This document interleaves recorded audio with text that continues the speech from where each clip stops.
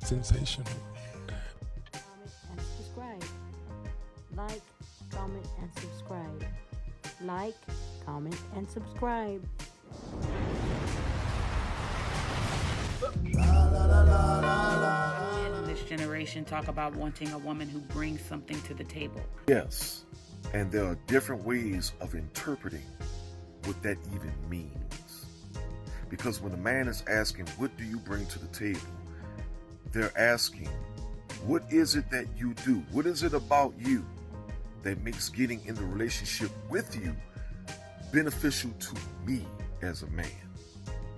But I'm more than sure you're still going to find a way to make it all about money. But when they find a woman who is actually independent, Pump your brakes, sis. Way too many of you modern American women throw that term independent around way too liberally. And moreover than not, as financially independent as you claim to be, you quickly either contradict, negate, or outright betray that statement in its entirety with your expectations of access to a man's income to finance the things that you want, the lifestyle that you want to have, which if you were truly independent, you would already be able to sustain for yourself. But let's see what you do if you contradict yourself or not. they feel like, oh, she's masculine. She don't need me for anything. Even that is typically a response to your behaviors because, let's face it, some of you get a little abrasive, a little full of yourself, even a little pissy when you think that you running things or you got you. But the minute that woman tries to depend on him, either he don't got it or he can't match the type of lifestyle that she's used to. But why should he be matching that? You were independent, right? If you were used to a lifestyle that you were supplying for yourself because you were independent, then what does his money even matter? Why do you have any expectation for his financial support if you truly are independent? So they get mad at you for being independent and having things together to the point where they can't keep up with you. Ma'am, cut the bullshit. You know, like everybody else knows, the man knows how much money he earns. You know how much money you earn. More than likely, you've already had the conversation when you started the relationship. You know exactly or ballpark about how much money the two of you are bringing in and what kind of lifestyle you each have of your own. No, it becomes an issue if you just so happen to make more money than him. You already knew this going into the relationship, but because now you have some expectation of access to his money and you want to use his money to uplift your lifestyle to a higher lifestyle, but because he doesn't have the funds to do that, you want to throw it in his face. You want to shame, insult, or guilt this man. You want to weaponize that. But wait a minute. I thought you were independent. Why would you need to do any of that if you were supplying yourself with this lifestyle in the first place? See, the issue isn't the man's ineptitude. The issue is you being a liar. But they will also get mad at you if you depend on them and you don't have the same amount of money as them. They start to look at you like, oh, well, what you bring to the table? I can't date no woman who ain't got an income and who can't go 50-50 with me. Make up your mind, sir. Their minds are made up. Gone are the times when women could just be completely and totally exploitative of men and not give anything in return. The men don't necessarily care about how much money you make. If they make more money than you, they're fine with that. But they want to know what they're getting for their money. They want to know that if they're going to be the primary financial income source for the relationship, if they're going to be saddled with the expectation to financially support, if not completely cover a woman, they want to know what they're going to get in return. A lot of you don't want to do shit. You don't want to cook. You don't want to clean. You don't want to be available for sex. You essentially make yourselves obsolete within a relationship, and then you get mad when the man tells you, well, what do you do? Why am I with you as opposed to being with another woman? Why am I paying to support your lifestyle when I could just get the exact same thing I'm getting out of you, which might only be the sex, from a straight up transactional 304? What do you do? But see, you don't see it that way because every time the conversation centers around what do you bring to the table, women like you only equate that as being money. You don't see it as service. You don't see it as anything remotely beneficial to a person. And that's why you fail.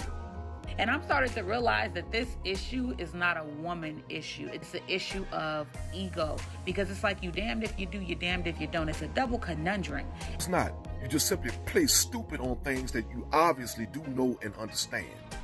But in your own best interest, you choose to dismiss all these different things that any human being in their right mind would already know and say and understand.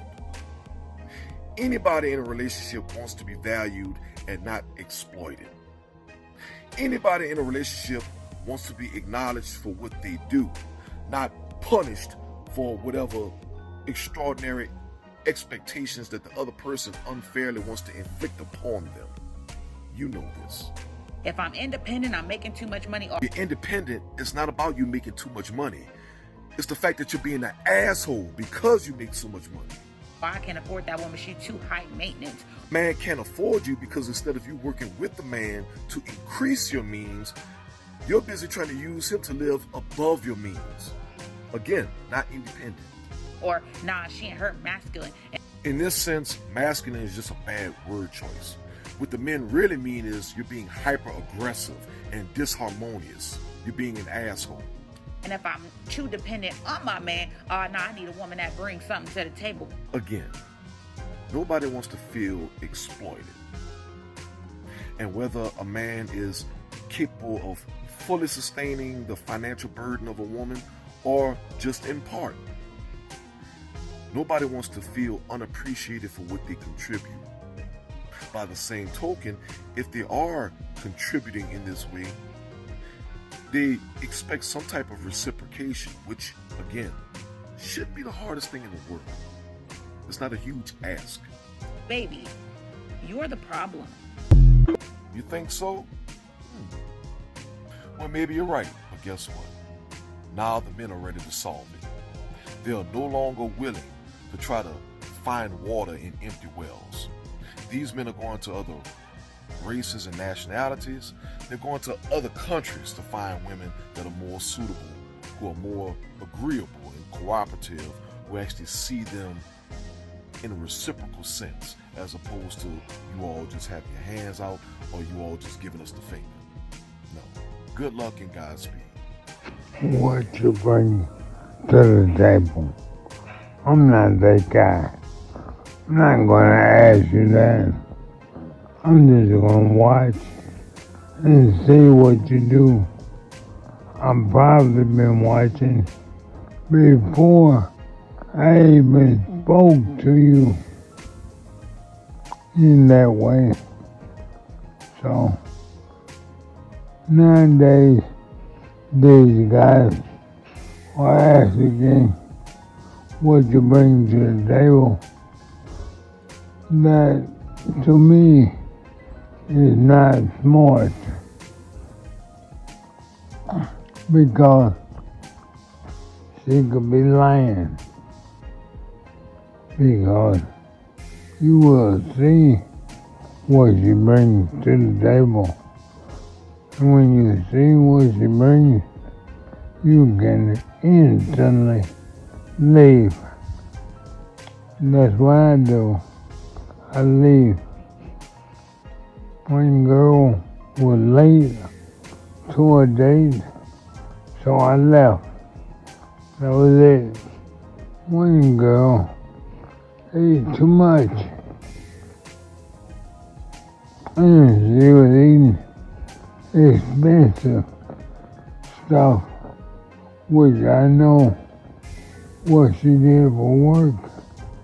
And I knew she didn't do that by herself, but the money was on me.